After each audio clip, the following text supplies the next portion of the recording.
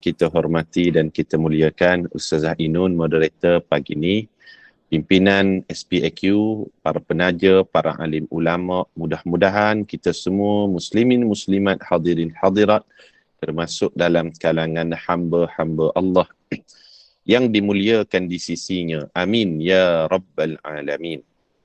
Terlebih dahulu saya dahului dengan ucapan tahmid. Alhamdulillah. Syukur pada Allah kerana pada pagi ini merupakan pertemuan kita kali yang ke-9 dalam siri kuliah pengajian berkitab kita daripada kitab Al-Kabair ataupun dosa-dosa besar yang ditulis oleh Imam Al-Zahabi, yang mana kali pertama kita bacakan kitab kita ini melalui platform SPAQ secara online, tepatnya pada hari Rabu 11 hari bulan 10 2023 dan hari ini 6 hari bulan 12 2023, lebih kurang hampir 2 bulan kita telah berjaya adakan sebanyak 9 kali pertemuan. Syukur pada Allah. Dan pada pertemuan pada kali yang ke-9 pagi ini kita akan ambil 2 lagi dosa besar untuk kita belajar dan kenali, iaitu dosa besar yang ke-11, lari dari medan perang, dan dosa besar yang ke-12 iaitu zina. Jadi dosa besar yang ke-11 ni pendek je. Hanya satu dalil Quran dan satu dalil hadis. Kemudian kita lebih fokuskan kepada dosa besar yang ke-12 iaitu dosa fahsya, iaitu zina, insya-Allah. Jadi tanpa melengahkan masa, kita teruskanlah pada dosa besar yang ke-11. Sebab saya pukul 8 suku kena berhenti dah. Sebab nak masuk bertugas di masjid pula pukul 8 suku. Kemudian saya gerak ke masjid lepas daripada tu. Jadi saya mohon maaflah kalau 8 suku tu saya terpaksa berhenti. Bismillahirrahmanirrahim. Lari dari medan perang termasuk daripada dosa besar. Allah Subhanahu wa taala berfirman, A'udzu billahi minasyaitonir rajim. Wa man yuwallihim yawma idin duburahu illa mutaharrifan liqitalin aw mutahayyizan ila fi'ah faqad ba'a bighadabin minallahi wa ma'wahu jahannam wa bi'sal masir. Surah Al-Anfal ayat yang ke-16.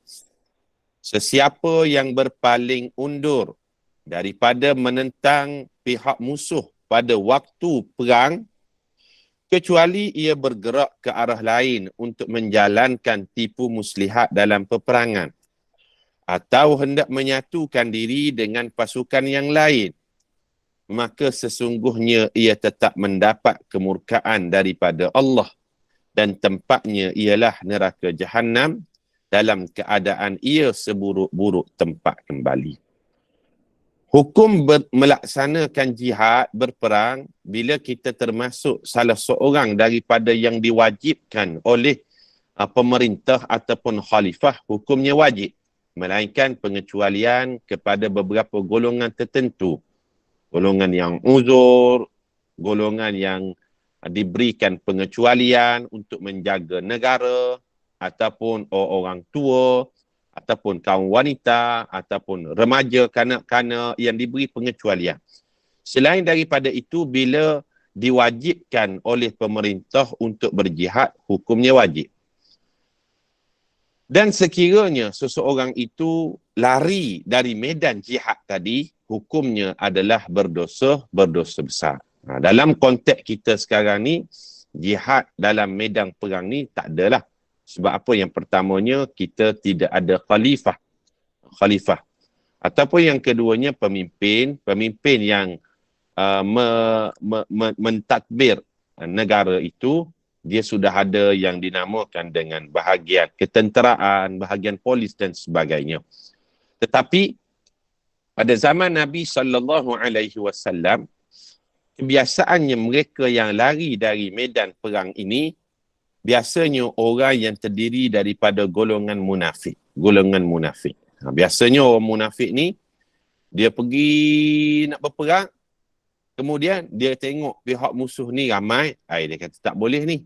Dia pun lari daripada medan jihad tadi. Maka hukumnya adalah berdosa besar. Dah tu Ustaz, kalau kami tentera Islam tengok pihak musuh ramai dengan ketenteraannya yang hebat, tak boleh ke kami lari ataupun berundur daripada medan perang? Lari daripada medan perang tujuannya untuk menyusun strategi yang baru, itu dibenarkan. Faham tak? Itu kita kena bezakan. Kita tengok pihak musuh tu hebat dengan ketenteraan dia. Ramai jumlahnya. Teknologi moden. Maka kita tidak terus no, pergi begitu je. Kita berundur, kita lari pada waktu itu tujuannya untuk susun strategi ataupun kita nak bergabung dengan pihak yang lain, maka ia tidak dinamakan lari dari medan perang. Sebab Allah bagi pengecualian. Pengecualian macam mana? Illa mutaharrifan liqitalin au mutahayyizan ila fi'atin. Ada dua pengecualian. Berundur daripada medan perang tapi tidak berdosa. Yang pertama, tujuannya untuk susun strategi yang baru, dan yang kedua untuk bergabung dengan pihak lain yang lebih kuat. Itu dari sudut strategi dalam peperangan. Maka dua keadaan ini ia tidak dianggap sebagai lari dari medan perang dan ia tidak dikategorikan sebagai berdosa. Itu maksud dia. Kemudian dalil daripada hadis, kita ambil satu dalil dari hadis. Rasulullah sallallahu alaihi wasallam bersabda, "Ijtanibus sab'al mubiqat." Fadzakara minha at-tawalli yawm az-zahfi. Kata baginda sallallahu alaihi wasallam, jauhilah 7 dosa yang membinasakan. Apa dia 7 dosa yang membinasakan? Kita dah baca dulu dah. Antaranya adalah syirik pada Allah, sihir, derhaka pada ibu bapa, zina, dan salah satu daripada 7 dosa besar yang membinasakan itu adalah at-tawalli yaumaz zahfi, lari dari medan perang. Hadis riwayat Imam Bukhari dan Muslim. Dan ketahuilah, ketakutan ia tidak menjadikan kita lambat mati, dan keberanian tidak menjadikan kita cepat mati. Kalau kita yakin ajal, umur itu merupakan sudah takdir dan ketentuan Allah, kalaulah lari daripada medan perang sekalipun, adakah menjadikan dia ni lambat mati? Tidak juga. Sebab apa? Takdir umur sudah ditentukan Allah. Ataupun kalau dia berani mati sangat, berani berjihad, kalau Allah katakan tidak mati, tak mati juga. Sebab apa? Sebab takdir umur sudah ditentukan Allah. Contoh kan, Khalid bin Al-Walid radhiyallahu anhu, seorang panglima perang, mengetuai banyak peperangan pada zaman Nabi sallallahu alaihi wasallam, mempertahankan Islam dan bumi Madinah. Adakah dengan dia jadi panglima perang, dia mati sebagai seorang syuhada? Tidak. Dia mati tidak di medan perang, tetapi dia meninggal dunia di atas katil di rumah dia. Nak menunjukkan takdir umur ajal ini sudah menjadi ketetapan di sisi Allah. Jadi kita tegahkan dalam bab jihad ini, ketakutan tidak menjadikan kita lambat mati, keberanian juga tidak menjadikan kita cepat mati. Sebab apa? Semuanya sudah ditakdirkan oleh Allah Subhanahu wa ta'ala. Itu pendek je dosa besar yang ke-11 ni, iaitu lari dari medan perang, salah satu daripada dosa besar. Kita masuk dosa besar yang ke-12. Ini panjang sikit. Ada banyak dalilnya, kita bacalah sebahagiannya insya-Allah. Dosa besar yang ke-12 iaitu dalam bab zina. Zina. Kalau dosa besar yang ke-11 lari dari medan perang, itu dosa besar yang berada di kaki. Dosa besar yang ke-12 zina, maaf sebut, itu dosa besar yang berada di kemaluan. Dia banyak. Kalau kita tengok dalam kitab Al-Kabair ni, ada dosa besar yang berada di mulut. Contohnya, apa dia? Berbohong. Ada dosa besar yang berada di mata. Ada dosa besar yang berada di kemaluan. Ada dosa besar yang berada di kaki. Ada dosa besar yang berada di tangan. Ada dosa besar yang berada di seluruh anggota badan. Nanti kita akan tengok satu persatu. Dosa besar yang ke-12 ni, dosa besar yang berada di kemaluan, iaitu zina. Zina salah satu daripada dosa besar. Bahkan mendekati zina pun, ia sudah dilarang oleh Allah Subhanahu wa taala. Dalilnya, Allah Subhanahu wa taala berfirman, A'udzu billahi minasyaitonir rajim. Wala taqrabu az-zina innahu kana fahishatan wa sa'a sabila. Janganlah kamu menghampiri zina. Sesungguhnya zina ialah perbuatan yang keji dan jalan yang jahat. Subhanallah. Menghampiri zina pun ia sudah dilarang. Apatah lagi melakukan zina itu sendiri. Para jemaah yang dimuliakan Allah, semakin maju teknologi, semakin dekat jalan kita masuk syurga. Kita kan, alhamdulillah, walaupun berada di pelbagai tempat pada pagi ini. Macam saya berada di Bangi. Para jemaah sekalian berada di seluruh negara. Ada timur, barat, utara, selatan pada pagi ini. Majunya teknologi, makin mudah kita menempuh jalan masuk syurga. Kita menuntut ilmu, ini salah satu jalan masuk syurga. Tetapi ingat, semakin maju teknologi juga, sebenarnya semakin dekat jalan menuju ke neraka jika tidak dilakukan dengan cara yang betul teknologi tersebut dari sudut penggunaannya. Betul tak para jemaah sekalian? Semakin maju teknologi, alhamdulillah. Kita walaupun tidak buat kelas secara fizikal, kita boleh buat kelas secara online. Tetapi semakin maju teknologi, awas, ia boleh menjerumuskan seseorang itu dengan zina lebih mudah. Na'udzubillahi min zalik. Sebab itu, bila kita baca ayat yang pertama tadi, Allah katakan jangan kamu mendekati zina. Dia mendekati zina ni, syaitan, dia tidak mengajak manusia terus melakukan zina. Begitu demikian, maaf sebut. Tetapi syaitan dia menyediakan. Ada 6 langkah supaya manusia melakukan zina. Apa dia 6 langkah zina itu tadi? Yang pertama, nazratun, pandangan. Jika pandangan tidak dijaga, maka inilah sebenarnya permulaan kepada perbuatan zina tersebut. Yang bukan mahram, pandang bukan mahram yang lain, contohnya kan. Yang ni, tengok yang ni, dari mata turun ke hati dan sebagainya. Sebab itu Islam mengajarkan kepada kaum lelaki dan kaum perempuan agar jaga pandangan. Sebab apa? Tipu daya syaitan yang pertama di dalam mengajak manusia melakukan zina melalui nazratun, pandangan mata. Itu yang pertama. Yang kedua, bila mata sudah memandang, langkah yang kedua syaitan susun ibtisamun, senyum. Senyum. Kan? Bila mata memandang, jatuh ke hati, maka senyum. Antara dua bukan mahram tadi. Bila sudah tersenyum, senyum dari jauh, kemudian mulalah memberi salam. WhatsApp lah. Assalamualaikum. Tak jawab salam dosa. Yang bukan mahram, maaf sebut, ada sampai suami orang, isteri orang, bagi salam melalui WhatsApp tanpa ada urusan-urusan mustahak melibatkan tugasan ataupun kerja. Tanya khabar bagai-bagai, tak perlu. Dimulakan dengan salam. Dah pandang, sama pandang dah. Senyum, sudah sama senyum. Dapat nombor WhatsApp, WhatsApp lah. Assalamualaikum. Tak jawab dosa.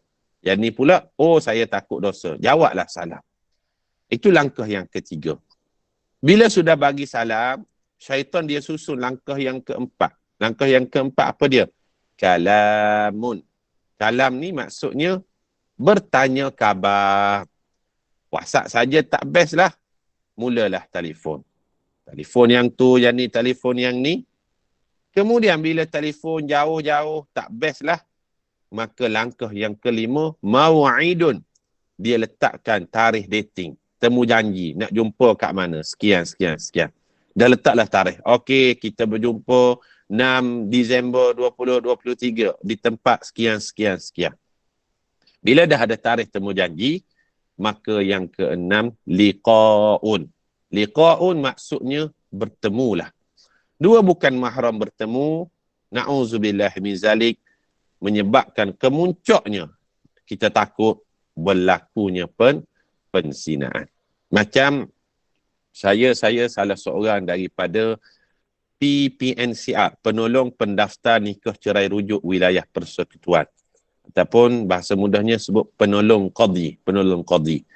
Yang orang nak menikah, orang nak bercerai, orang nak rujuk, biasanya kena jumpa kita dululah. Jadi banyak yang datang jumpa kita ni, yang jumpa kita, bila nak nikah, anaknya nak nikah, kita dapati anak tersebut adalah tidak saf taraf. Tidak saf taraf. Macam mana Ustaz tahu anak tersebut tidak sah taraf? Kita tengok tarikh kelahiran si anak dengan tarikh pernikahan ibu bapa. Tarikh nikah anak dengan tarikh pernikahan ibu bapa. Kalaulah kurang daripada tempoh 6 bulan, dianggap tidak sah taraf lah. Kalaulah 6 bulan lebih, ataupun 7 bulan lebih, lahir si anak tu selepas tarikh nikah, itu kita kena banyak tanyalah. Ataupun kena, kalau ada kes-kes tertentu sehingga bawa kepada masuk mahkamah syariah untuk pengesahan nasab. Tapi banyak kes yang saya ketemui, yang lahir si anak ni kurang daripada tempoh 6 bulan. Bila kita tanya pada mak dia, tanya pada ibu dia, tanya pada ayah dia, maka diakuilah anak tersebut adalah tidak sah taraf. Ketika berkahwin, dia sudah mengandung 2 bulan, 3 bulan dan sebagainya. Banyak kes demikian. Maka kesannya kita terpaksa nikahkan anak perempuan tadi, berwalikan dengan wali hakim. Wali hakim. Masya Allah. Ni banyak kes berlaku ni. Wali hakim. Nikah dengan wali hakim dan sebagainya, si ayah tak boleh nak menikahkan. Dia efek dia cukup banyak. Efek dia sehingga kan tidak boleh berbinkan kepada bapa kandung dia. Kalaulah ada abang dia yang lain, abang dia ataupun adik dia yang lelaki tu tak boleh menjadi wali kepada dia. Dia juga tak boleh menerima harta pusaka. Subhanallah. Ada satu kes lebih kurang 2 minggu lepas. Ni kita berkongsi sajalah. Yang datang bertemu dengan kita tu, dia kata, bila dia ni adalah anak angkat. Jadi ayah angkat dia ni tak bagi tahu dia ni adalah anak angkat, dan dibinkan, dulu dibenarkan oleh JPN, dibinkan dengan nama bapa angkat. Maka tak tahulah.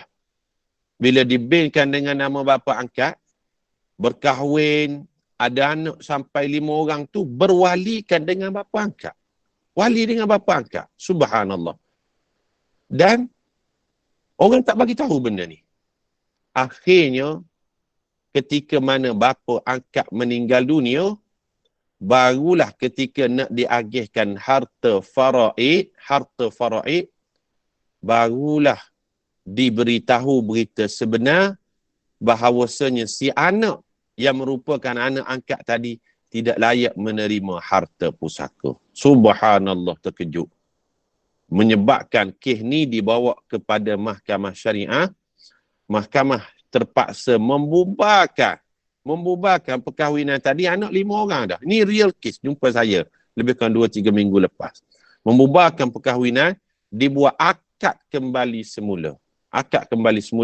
Dan anak yang lahir tadi dikira sebagai watu'us syubhah. Pernikahan yang syubhah. Tapi boleh berbinkan kepada bapa kandung dia lah. Nak sebutnya, anak angkat, dia binkan dengan bapa angkat. Jadi wali, bapa angkat.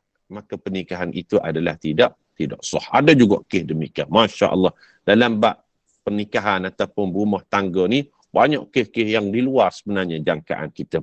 Sebab itu Islam, salah satu maqasidus syariah dia menjaga keturunan ataupun nasab, sehingga kan mendekati zina pun dilarang di dalam Islam. Sebab itu jangan mudah-mudah buka hati pada orang lain dan sebagainya. Ataupun buka ruang lah kita sebutkan.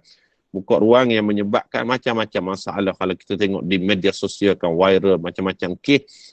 Asalnya apa? Asalnya kerana buka hati ataupun membuka ruang kepada jalan, kepada yang dinamakan dengan akhirnya kita takut berlakunya penzinaan itu tadi. Itu dalil pertamalah, kita hurai secara sederhana saja, tak boleh berapa panjang sangat sebabnya kita tengok dalil yang lain lagi. Kemudian dalil yang kedua,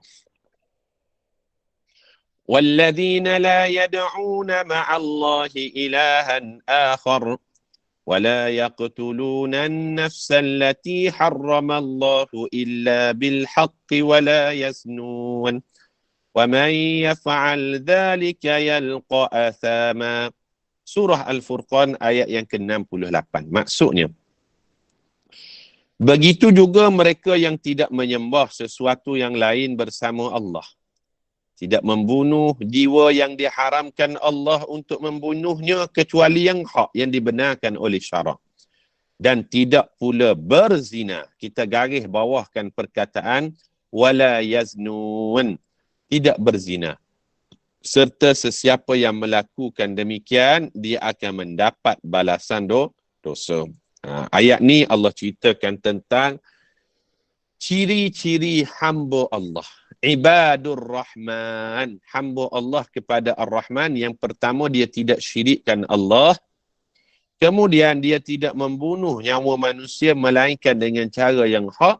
Dan yang ketiga, tidak melakukan zina. Itu dalil yang kedua. Dalil yang ketiga, muka surat 54 daripada kitab kita ni. Allah Subhanahu wa ta'ala berfirman, Az-zaniyatu waz-zani fajlidu kulla wahidin minhuma mi'ata jaldah ولا تأخذكم بهما رأفة في دين الله إن كنتم تؤمنون بالله واليوم الآخر وَلْيَشْهَدَ عَذَابَهُمَا طَائِفَةٌ مِّنَ الْمُؤْمِنِينَ. Surah An-Nur ayat yang kedua. Perempuan dan lelaki yang berzina, hendaklah kamu sebat setiap seorang daripadanya sebanyak 100 kali sebatan. Dan janganlah kamu dipengaruhi oleh perasaan belas kasihan terhadap kedua-duanya dalam menjalankan hukum agama Allah, jika kamu benar beriman kepada Allah dan hari akhirat. Serta hukuman seksa yang dikenakan kepada mereka itu hendaklah disaksikan oleh sekumpulan orang-orang yang beriman. Kita tulis sikit dalam kitab kita, ayat ini menceritakan tentang hukuman had ataupun hukuman hudud. Hukuman hudud dalam Islam ni dia ada beberapa kesalahan lah. Kesalahan. Salah satunya adalah kesalahan zina. Kesalahan zina. Hukumannya 100 kali sebat. 100 kali sebatan. Kesalahan zina ni dia termasuk daripada kesalahan jenayah syariah. Dan terletak di bawah bidang kuasa mahkamah syariah. Cumanya, walaupun hukuman zina ditetapkan dalam agama ataupun ada dalam Islam, tetapi kita di Malaysia kita tidak amalkan hukuman had ini ataupun hukuman hudud ini. Sebab apa? Kerana yang pertamanya sebab bidang kuasa mahkamah syariah hanya dibenarkan untuk menjatuhkan hukuman bagi kesalahan yang hukumannya tidak lebih daripada 6 sebatan. Maknanya, mahkamah syariah di Malaysia ni dari sudut bidang kuasa dia sangat terhad. Sedangkan hukuman hudud 100 kali sebat. Mahkamah syariah dibenarkan hanya menjatuhkan hukuman yang tak lebih daripada 6 kali sebatan saja. 6 kali sebat saja. Lebih daripada tu mesti kepada mahkamah sivil. Mahkamah tinggi yang perlu jatuhkan. Tak boleh dah.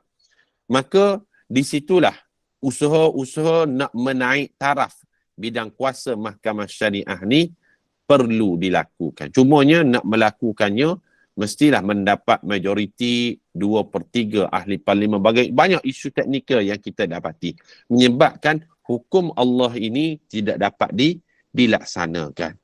Maka dalam bab keadilan dalam Islam, orang yang dikenakan hukuman hudud ni maknanya hukuman yang Allah tetapkan hukumannya dalam Quran ataupun dalam hadis, dia telah dibebaskan dari sudut dosa kesalahan tersebut, dia tak kena lagi di hari akhirat.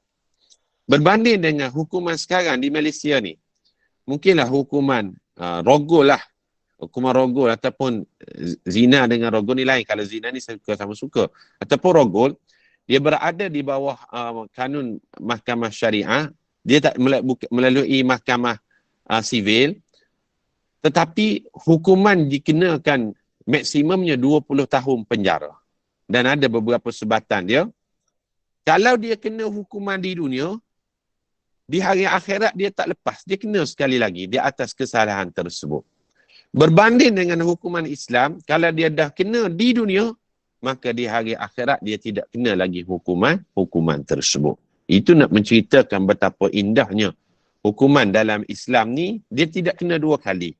Sekali saja kena, dan dia tidak kena lagi di hari akhirat. Tapi undang-undang di dunia sekarang ni, di dunia kena dah, di hari akhirat dia tidak lepas. Dia tidak lepas sekiranya dia tidak melakukan taubat nasuha sungguh-sungguh terhadap dosanya tadi. Itu kita sebut pada ayat surah An-Nur ayat yang kedua dalam bab hukuman terhadap mereka yang berzina, hukumannya adalah 100 kali sebatan. Dilakukan secara terbuka dan di hadapan orang-orang yang beriman. Kesannya macam mana? Ya, seorang kita terpaksa korbankan.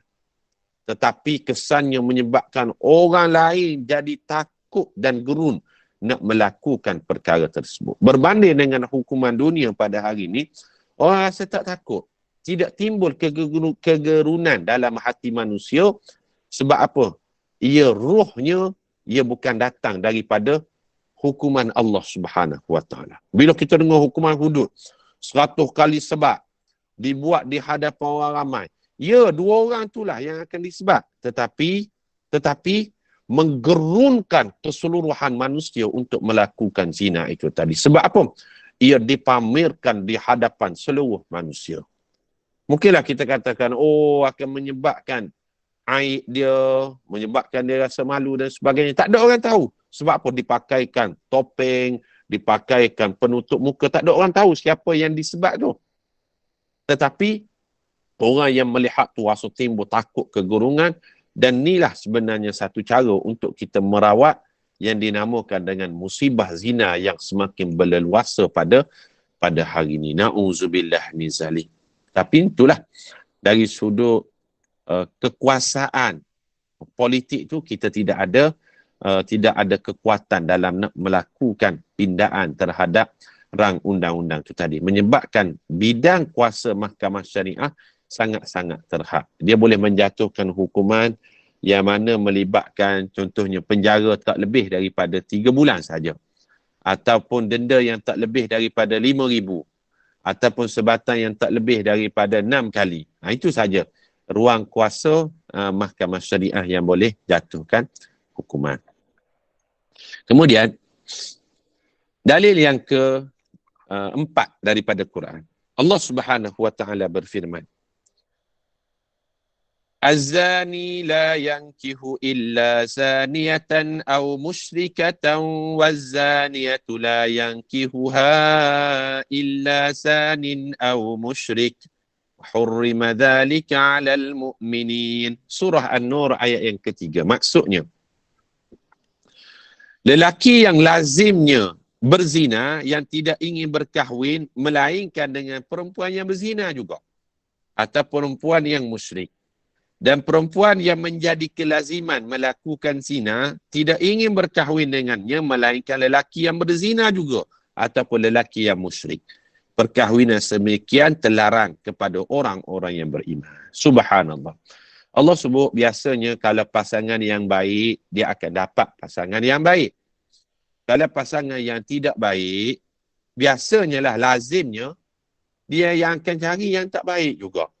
Maka macam mana jadilah orang yang baik, ditakdirkan Allah dalam hidup kita, yang datang itu yang baik, baik insya-Allah. Itu 4 dalil Quran lah yang kita huraikan secara sederhana pada pagi ini. Kita tengok dalil daripada hadis. Dalil daripada hadis muka surat 54. Rasulullah sallallahu alaihi wasallam bersabda, ketika ditanya apakah dosa yang paling besar. Sahabat tanya, wahai Rasulullah, dosa paling besar ni apa dia? Kemudian Rasulullah jawab, antaj'ala lillahi niddan wa huwa khalaqaka. Kamu menjadikan sesuatu sebagai sekutu bagi Allah, sedangkan dia yang menciptakan kamu. Itu dosa yang paling besar, iaitu mensyirikkan Allah. Sahabat tanya lagi, summa ayu, apa lagi lepas daripada tu wahai Rasulullah? Rasulullah jawab, an taqtula waladaka khasyatan an yat'ama ma'aka. Selepas itu dosa yang paling besar, kamu membunuh anak kamu kerana takut dia akan makan bersama kamu, menjadikan kamu miskin kerana anak tersebut. Dulu ada satu budaya lah pada zaman jahiliyah, selain mereka membunuh anak-anak perempuan, mereka ada satu lagi kefahaman. Mereka merasakan dengan adanya anak ni menyebabkan harta ataupun kekayaan mereka ni makin berkurang, boleh menjadikan mereka miskin.